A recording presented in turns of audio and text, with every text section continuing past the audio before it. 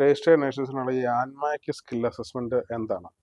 എന്താണ് അതുകൊണ്ട് ഉദ്ദേശിക്കുന്നത്? ആൻമാക്ക് രജിസ്റ്റേർഡ് നേഴ്സസിന്റെ സ്കിൽസ് അസസ്മെന്റ് ബോഡിയാണ്, പ്രൊഫഷണൽ ബോഡിയാണ്. അവരുടെ സ്കിൽസ് അസസ്മെന്റിന്റെ ബേസിസിലാണ് രജിസ്റ്റേർഡ് നേഴ്സസ് സ്കിൽ സെലക്ട് മൈഗ്രേഷനോ അതല്ല എന്നുണ്ടെങ്കിൽ employer sponsored permanent migration under sub class 186നോ അപേക്ഷ സമർപ്പിക്കുമ്പോൾ സ്കിൽസ് അസസ്മെന്റ് ഡോക്യുമെന്റ് പ്രൊഡ്യൂസ് ചെയ്യേണ്ടത് ആൻമാക്കിൽ നിന്ന് അസസ് ചെയ്ത ഡോക്യുമെന്റേഷൻ ആണ്. അപ്പൊ അത് അവരുടെ പ്രൊഫഷണൽ ബോഡി എന്നുള്ള രീതിയിൽ നേഴ്സസിന്റെ എലിജിബിലിറ്റി അസസ് ചെയ്ത് മൈഗ്രേഷന് സ്യൂട്ടബിൾ ആണ് എന്ന് സർട്ടിഫൈ ചെയ്യുന്നതാണ് ആൻമാക് അസസ്മെന്റ്. ഈ ആൻമാക് പ്രോസസ്സിൽ RNs വർക്ക് ചെയ്യുന്നത് പല ഡിപ്പാർട്ട്മെന്റിൽ വർക്ക് ചെയ്യുന്നവരുണ്ട്. ഇപ്പം കാഷ്വാലിറ്റി വർക്ക് ചെയ്യുന്നവരുണ്ട്, അതല്ലെങ്കിൽ OT വർക്ക് ചെയ്യുന്നവരുണ്ട്.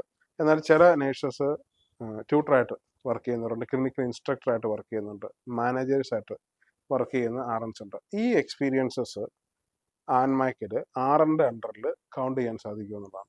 ശരിക്കും RN registered nurses with specialisation എന്ന് പറയുന്നത് 2544 എന്ന ആ ഗ്രൂപ്പിനകത്ത് പെടുന്നതാണ്. ആ സ്പെഷ്യലൈസേഷനിൽ പെടുന്ന നേഴ്സസ് RN ഏജ്ഡ് കെയർ ആയാലും പെരി ഓപ്പറേറ്റീവ് ആയാലും മെന്റൽ ഹെൽത്ത് ആയാലും ക്രിട്ടിക്കൽ കെയർ ആയാലും ഇവരെല്ലാം ഒരേ ഗ്രൂപ്പിൽ പെടുന്നതായതുകൊണ്ട് ആ സ്പെഷ്യലൈസേഷന് ആൻസ്കോ കോഡ് വേറെ ആണെങ്കിൽ പോലും RNന്റെ സ്കിൽസ് അസസ്മെന്റ്. അതേസമയം ക്ലിനിക്കൽ ഡയറക്ടറോ അല്ലെങ്കിൽ നേഴ്സ് ട്യൂട്ടറോ നേഴ്സ് റിസർച്ചറോ നേഴ്സ് മാനേജറോ നേഴ്സ് എഡ്യൂക്കേറ്ററോ ആ സെയിം ഗ്രൂപ്പിൽ പെടുന്നില്ല. അവരുടെ കീ റെസ്പോൺസിബിലിറ്റീസും റോളും എൻറ്റയർലി ഡിഫറെന്റ്.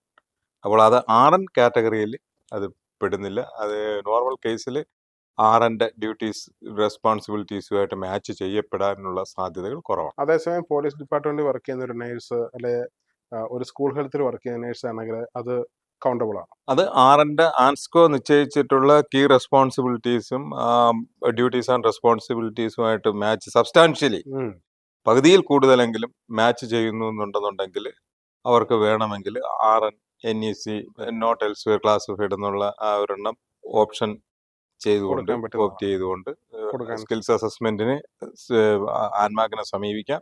പക്ഷെ അന്തിമമായിട്ട് ഒരു ഫൈനൽ ഡിസിഷൻ എടുക്കുന്നത് അവർ നൽകുന്ന വർക്ക് റെഫറൻസസ് അവരെ ഡിസ്ചാർജ് ചെയ്തിട്ടുള്ള ഡ്യൂട്ടീസ് ആൻഡ് റെസ്പോൺസിബിലിറ്റീസും ആൻമാക്കിന്റെ ക്രൈറ്റീരിയക്ക് എഗെയിൻസ്റ്റ് ആയിട്ട് ഇത് അസസ് ചെയ്യുമ്പോൾ അതുമായിട്ട് സബ്സ്റ്റാൻഷ്യലി മാച്ച് ചെയ്യുന്നുവെങ്കിൽ മാത്രമേ അവർ പോസിറ്റീവ് സ്കിൽസ് അസസ്മെന്റ് കിട്ടുകയുള്ളൂ. ഒരു PR ആപ്ലിക്കേഷൻസോ വിസ ഉൾപ്പെടെ PR ഉൾപ്പെടെയുള്ള വിസ ആപ്ലിക്കേഷൻസിൽ ഇപ്പം നമ്മളൊരു ആൻമാക്ക് റിപ്പോർട്ട് കിട്ടി, ലെറ്റർ ഓഫ് ഡിറ്റർമിനേഷൻ LOD കിട്ടി എന്നിരിക്കട്ടെ, പോസിറ്റീവ് സ്കിൽ അസസ്മെന്റ് കിട്ടി.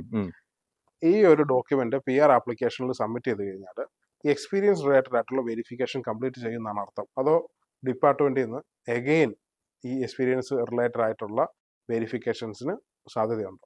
തീർച്ചയായിട്ടും ഡിപ്പാർട്ട്മെന്റിന്റെ വെരിഫിക്കേഷനും ആൻമാക്കിന്റെ സ്കിൽസ് അസസ്മെന്റിന്റെ സ്റ്റേജിലുള്ള വെരിഫിക്കേഷൻ രണ്ടാണ്. അതാ ലെറ്റർ ഓഫ് ഡിറ്റർമിനേഷനിൽ തന്നെ അവർ റൈഡർ ക്ലാസ് പറയുന്നുണ്ട്, ഇത് ഞങ്ങളുടെ ഡിറ്റർമിനേഷൻ ആണ്, ഇത് it doesn't guarantee that you would be getting points while you are claiming for the work experience എന്ന്. അത് ഡിപ്പാർട്ട്മെന്റിന്റെ ഡിസ്ക്രിപ്ഷനാണ്, കേസ് ഓഫീസറുടെ ഡിസ്ക്രിപ്ഷൻ ആണ് എന്നുള്ളത്, അസസിങ് ഓഫീസറുടെ ഡിസ്ക്രിപ്ഷൻ ആണ് എന്നുള്ളത് അവരുടെ ഈ LOD തന്നെ അതിന്റെ ഒരു പറയുന്നുണ്ട്. അപ്പൊ അതനുസരിച്ച് ഏതെങ്കിലും തരത്തില് കേസ് ഓഫീസർക്ക് ഒരു ഇന്റഗ്രിറ്റി ചെക്ക് ചെയ്യണം, നമ്മൾ കൊടുക്കുന്ന ഡോക്യുമെന്റ് മേലൊരു ഇന്റഗ്രിറ്റി ചെക്ക് ചെയ്യണം, അല്ലെങ്കിൽ സഫീഷ്യന്റ് ഡോക്യുമെന്റേഷൻസ് ഇല്ല എന്നുണ്ടെങ്കിൽ അതിന് സപ്പോർട്ടിങ് ആയിട്ടുള്ള അഡീഷണൽ എക്സ്ട്രാ ഡോക്യുമെന്റേഷൻസ് വേണമെന്ന് തോന്നിക്കഴിഞ്ഞാൽ തീർച്ചയായിട്ടും അവർ ആവശ്യപ്പെടാം.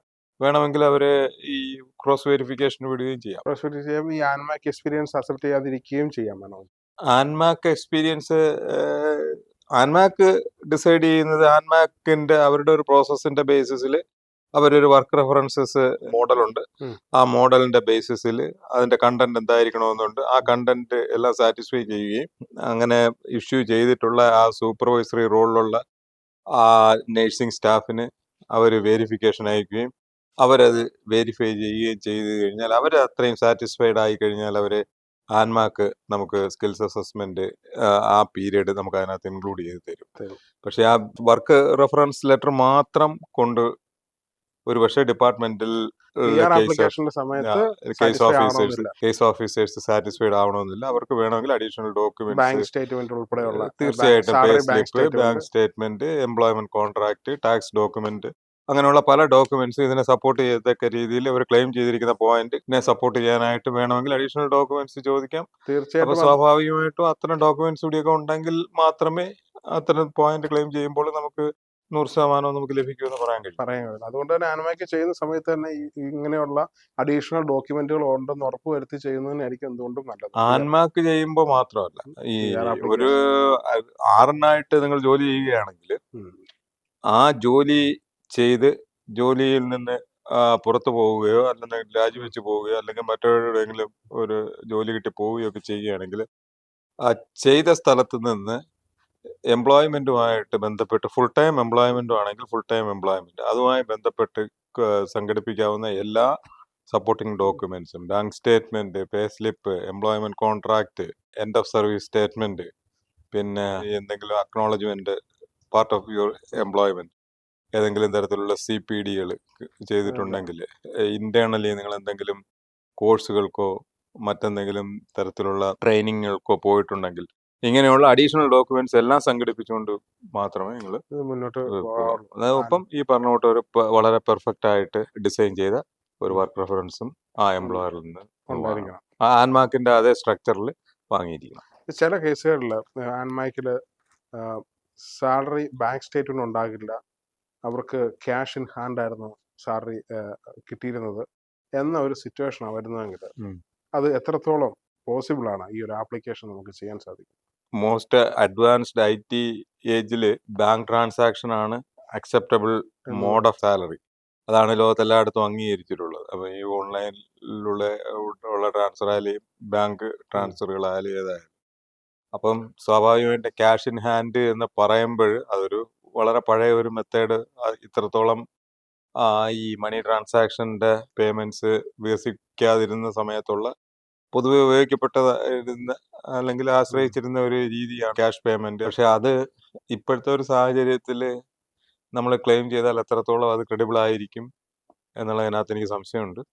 അത് അത്തരത്തിലുള്ള ഒരു രീതി സ്വാഭാവികമായിട്ടും സാധ്യമഘട്ടത്തിൽ തന്നെ സംശയം ജനിപ്പിക്കാനാണ് സാധ്യതയുണ്ട്. അതുകൊണ്ട് തന്നെ അത് കൂടുതൽ ക്വയറികൾ വരാനുള്ള സാധ്യതകളും തീർച്ചയായിട്ടും ഉണ്ടാവും. എന്ന് വിചാരിച്ച് ക്യാഷ് ഇൻ ഹാൻഡ്, ജെന്യൂൻ ആയിട്ട് ക്യാഷ് ഇൻ ഹാൻഡ് ആണ് ഒരു എംപ്ലോയർ നൽകിയതെങ്കിൽ മറ്റ് അഡീഷണൽ ഡോക്യുമെന്റ്സ് വെച്ചുകൊണ്ട് നിങ്ങൾക്ക് അത് പ്രൂവ് ചെയ്യാൻ കഴിയും എന്നുണ്ടെന്നുണ്ടെങ്കിൽ ക്യാഷ് ഇൻ ഹാൻഡ് അക്സെപ്റ്റ് ചെയ്തേക്കാം. പക്ഷേ ഇനീഷ്യലി തന്നെ ഒരു ഡൗട്ട്ഫുൾ ആയിരിക്കാം.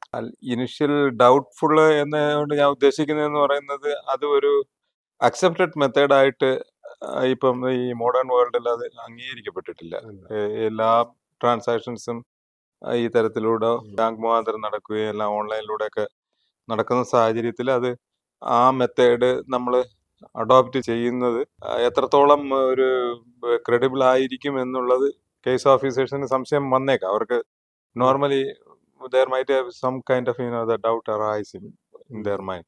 പക്ഷെ അത് ഒഴിവാക്കണം എന്നുണ്ടെന്നുണ്ടെങ്കിൽ ജെന്യൂനായിട്ട് അവർ ക്യാഷ് ഇൻ ഹാൻഡ് ആണ് അവർക്ക് കിട്ടിയതെങ്കിൽ അതിന് അഡീഷണൽ ഡോക്യുമെന്റ്സ് ആ എംപ്ലോയറിൽ നിന്ന് അത് പ്രൂവ് ചെയ്യത്തക്ക രീതിയിൽ അതിന്റെ വെറാസിറ്റി നമുക്ക് കേസ് ഓഫീസർക്ക് ബോധ്യപ്പെടുത്തത്തക്ക രീതിയിലുള്ള മറ്റ് ഡോക്യുമെന്റേഷൻസ് നമ്മൾ അവിടെ നിന്ന് സംഘടിപ്പിച്ചിരിക്കണം.